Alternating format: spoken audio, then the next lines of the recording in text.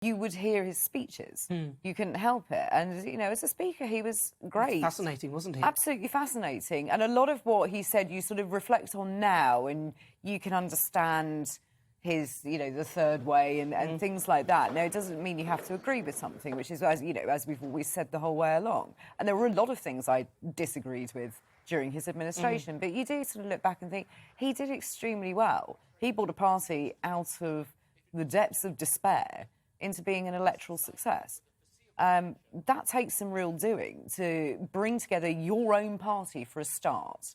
That is always the difficult thing, getting your MPs to all come together and coalesce around the same point. And then you have to go out to the country. But that's really difficult. So I think he needs congratulating.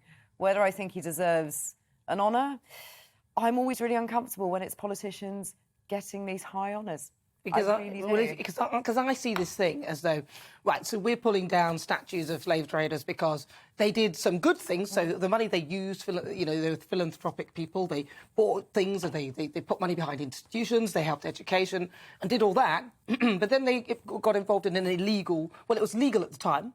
The slave trade. It was legal trade, and they got involved in something, but we look back on that and we think that's terrible. But then I look at Tony Blair. He's done some great things, exactly what you said. But then if you also look back at the war and Iraq and what a disaster all that was, people might look back at that and say, well, hang on, why have you got a picture of Tony Blair and when actually he did this and that, but he's part of a war that people's class is illegal? But I also think, you know, it's what has he done afterwards? And I always like honours to go to those people who have helped in their community, who aren't out there saying, look at me, look what I've done, and look at the contacts that I have. You know, the sort of the school crossing ladies, dinner ladies, people who work in the community. I'd much rather see those people honoured for giving up their time for no real sort of fanfare than politicians. Now, I know that Tony Blair has set up an institute and does some quite interesting work, but I'm not convinced that he would do that just as a philanthropic effort. What do you think, man? Well, I mean, I interviewed Tony Blair an awful lot during his time as first Labour leader and then as Prime Minister. My view, I mean, I like him very much. I do think that he would probably go down as the best Prime Minister of the last 100 years, had it not been for the catastrophic mistake of Iraq.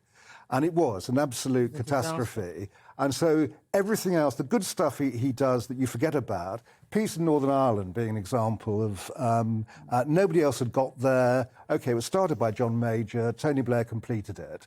The way he saved Kosovo, there are still lots of children running around Kosovo named Tony Blair because they're so grateful for the things he did there.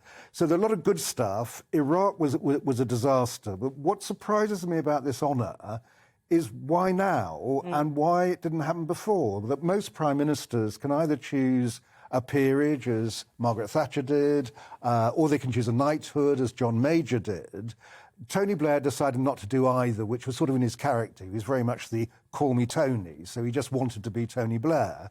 So suddenly out of the blue, an honour comes up, and as I say, the timing at the moment, I find a bit mysterious. What are your thoughts? I mean, I think in terms of being offered it, I sort of wondered, and I love the Queen, so it's going to give me no joy to say this, I'm not sure how many more New Year's honours the Queen's going to do.